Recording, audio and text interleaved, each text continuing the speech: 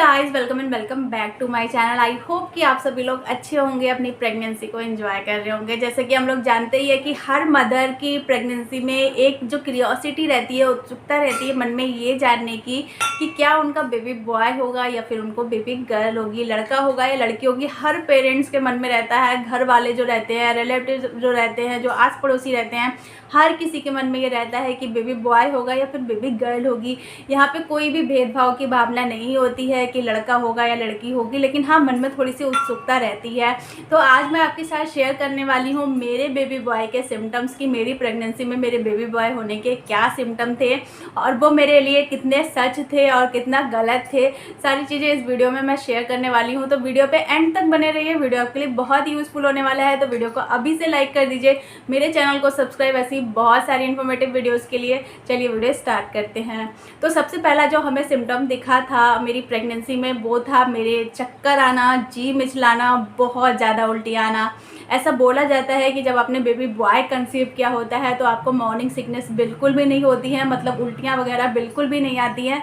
लेकिन मेरे साथ में ऐसा नहीं था। मैंने बेबी बॉय कंसीव किया था और मुझे बहुत उल्टियाँ आई थी और ये उल्टियाँ लगभग मुझे 3 मंथ तक चली थी। तो यहाँ पे ऐसा कुछ नहीं होता है, मेरे साथ तो ये लक्षण सही नहीं हुआ। दूसरी चीज़ होती है, बहुत सारे लोग ऐसा बोलते हैं कि अगर आपको लहसुन प्याज की स्मेल बहुत ज़्यादा आ रही है तो आपने बेबी गर्ल कंसीव की है, और अगर आपको लहसुन प्याज की स्मेल नहीं आती है तो बेबी बॉय कंसीव किया है।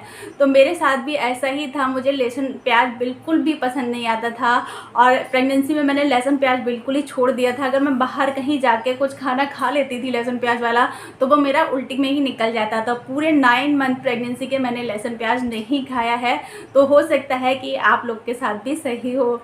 नेक्स्ट जो सिम्टम होता है, ऐसा बोलते हैं कि आपके पैर के तलवे अगर ठंडे रहते हैं तो आपने बेबी बॉय कंसीव किया होता है। मेरी जो पूरी प्रेगनेंसी थी वो ठंडों में थी, तो मेरे पैर के तलवे हमेशा ठंडे रहते थे।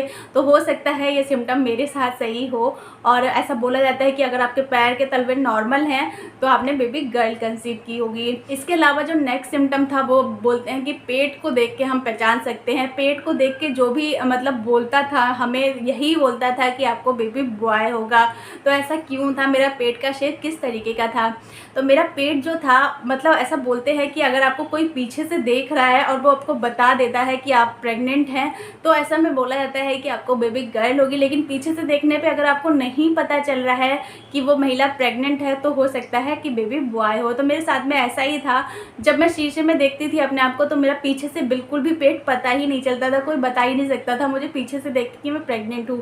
तो ये मेरे साथ में बिल्कुल सही था। अगर आपका पेट ऐसा फैला हुआ नहीं है, एकदम सामने है, तो आपने बेबी बॉय कंसीव किया होगा। ऐसा भी बोला जाता है कि अगर आपका पेट नीचे लटका हुआ है या फिर थोड़ा सा नुकीला है तो आपने बेबी बॉय कंसीव किया होता है। तो मेरे साथ में ये बिल्कुल सही था। मेरा पेट जो था वो नीचे को झुका हुआ था, नुकीला था और मुझे बेबी हमेशा नीचे की तरफ फील होता था। तो ये बात मेरे साथ में बिल्कुल सही थी, मुझे बेबी बॉय हुआ। और ऐसा बोला जाता है कि अगर आपका पेट बिल्कुल गोल है और बेबी आपको ऊपर की तरफ फील होता है तो बेबी गर्ल होती है।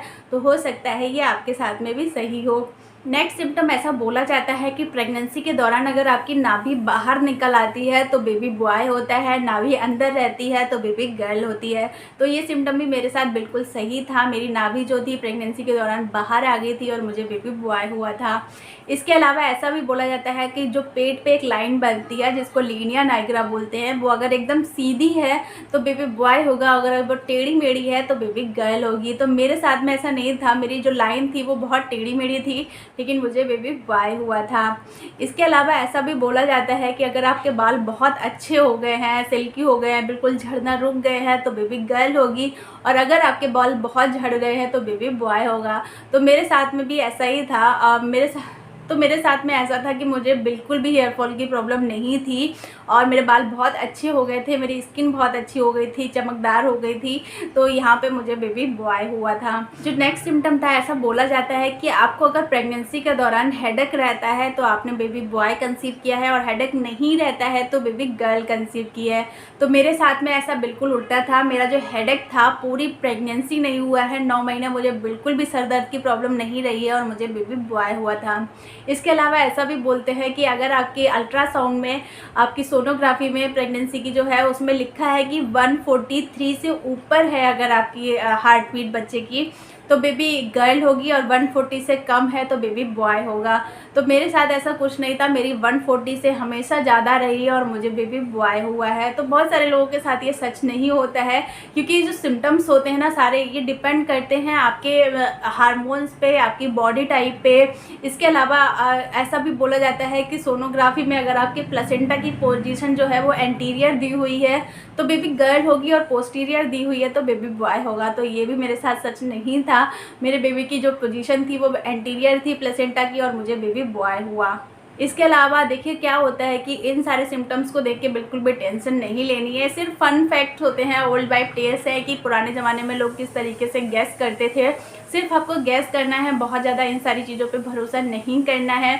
इनका कोई भी साइंटिफिक प्रूफ नहीं होता है। हमारी बॉडी में जो हार्मोनल चेंजेस हो रहे होते हैं, सिर्फ उसी की वजह से ये सिम्टम्स दिखाई देते हैं। हर किसी की बॉडी टाइप पे डिपेंड करता है कि उसमें क्या सिम्टम दिखाई देंगे। तो हर किसी की बॉडी अलग होती है, तो अलग अलग सिम्टम्स आते हैं। आई होप कि वीडियो आपके लिए यूज़फुल रहा होगा। वीडियो यूज़फुल रहा हो तो प्लीज़ वीडियो को ज़रूर से लाइक करें, मेरे चैनल को सब्सक्राइब। ऐसी बहुत सारी इन्फॉर्मेटिव वीडियोज़ के लिए thank you so much for watching. Thank you.